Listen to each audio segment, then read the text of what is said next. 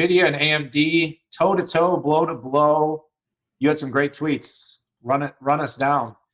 Yeah, a little background. I've been in and around AMD and NVIDIA since the early 90s.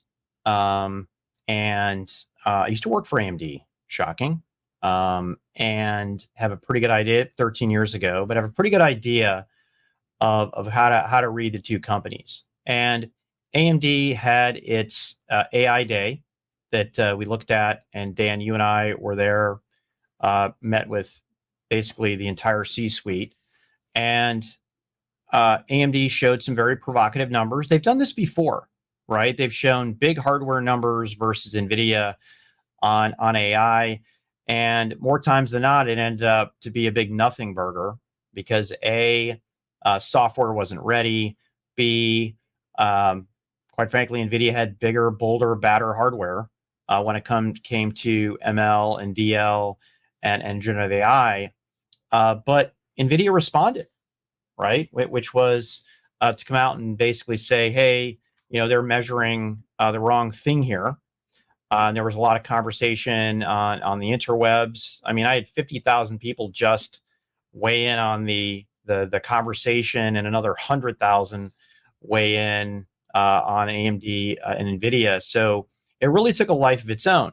But net, with the arguments, again, whether you buy into 8-bit versus 16-bit, tokens in, tokens out, the response back and forth from both NVIDIA and AMD just reinforces what I said at the show, which was AMD has something real here, and they're going to sell a bunch. I know AMD said, hey, we'll sell 2. I don't know how that can't be north of $5 billion next year just on this one product. Maybe it's limited by TSMC and CoWoS and packaging. NVIDIA should have had a second source on here, but they didn't. And competition is good. Dan, I don't have a horse in the game here. I'm not pulling for NVIDIA, not pulling for AMD. I'm not pulling for Intel. What I pull for is open innovation and a lot of competition. Competition lowers prices, improves innovation, and it democratizes AI. And I think that we need to have this technology in more hands than we do today. Hey, look, you had a great assessment. I really enjoyed following your stream this weekend. Kind of doing it's a weekend semiconductor shit post. I love it. I'm already coming up with my Christmas post. Rants and raves.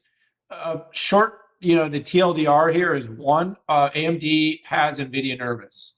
And that's probably the first time in some time that they've really felt a threat. And so you could tell because one, that kind of push on the H200, and two, kind of that push to rebuke. Pat, one thing I've learned is when you're not afraid and not threatened by someone's overtures, you don't react to them at all, right? I mean, that's at least what I've seen is, you didn't see much of a reaction to claims from other companies that have come out. Having said that, I mean, look, you and I have been very balanced on this topic. NVIDIA has got a great lead, has done a wonderful job, has built a strong portfolio, has won the early adoption, and has been basically anointed the superpower of AI. And so anytime you're on top, and you can ask the Intel of 10 years ago this question, there's always going to be people out there that are kind of rooting for either a fall, a demise, or at the very least for some more competition. Pat, in a topic as important as AI, we need a diverse set of players offering competitive products that are bringing pricing, that are democratizing software, that are developing tools that can make this technology power and realize its potential economically, educationally, systemically. So I love that they're battling. It's good because after a year, NVIDIA didn't have much of a battle to fight. So let's bring it on, AMD, and Intel joined the fray, and all the cloud players, and Grok and SambaNova and GraphCore. Keep it coming. It's good for the world.